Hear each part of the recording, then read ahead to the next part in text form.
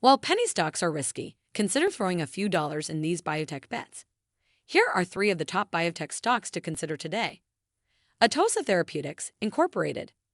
The U.S. Food and Drug Administration authorized the company's evangeline study of premenopausal women with ER plus HER2 breast cancer. BioLine RX. The U.S. FDA just accepted its APHEXDA NDA for multiple myeloma patients.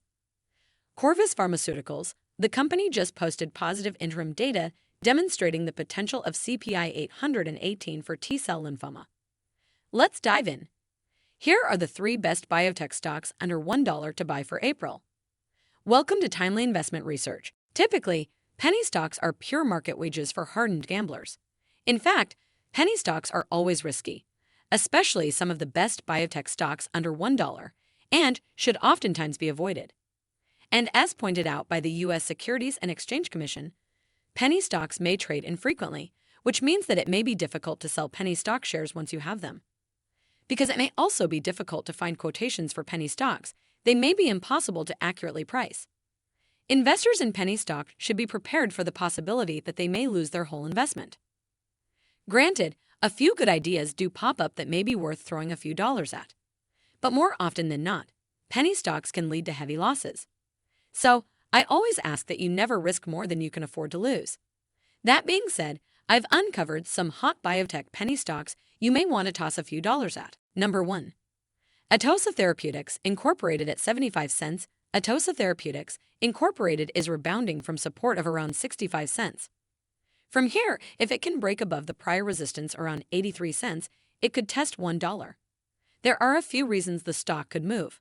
This is definitely one of the best biotech stocks under $1 to consider.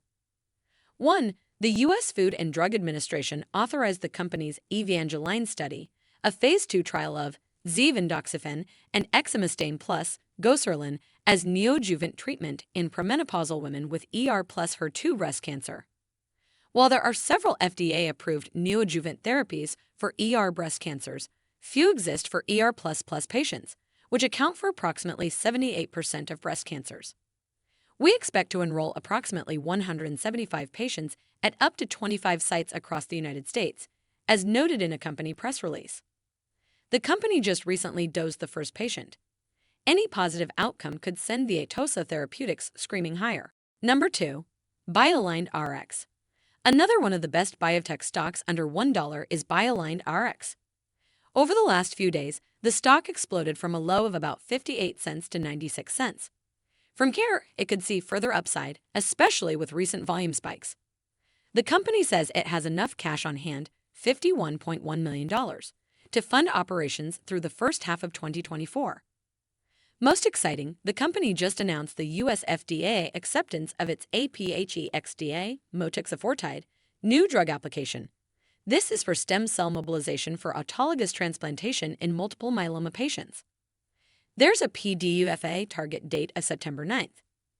Even better, BioLine RX just announced a clinical trial collaboration with Washington University School of Medicine to evaluate motoxafortide as monotherapy and in combination with natalizumab for CG34++ hematopoietic stem cell mobilization for gene therapies in sickle cell disease, as noted in a release. The company anticipates clinical trial initiation in 2023. Number 3. Corvus Pharmaceuticals, or take a look at $46.3 million Corvus Pharmaceuticals, which is seeing big signs of life.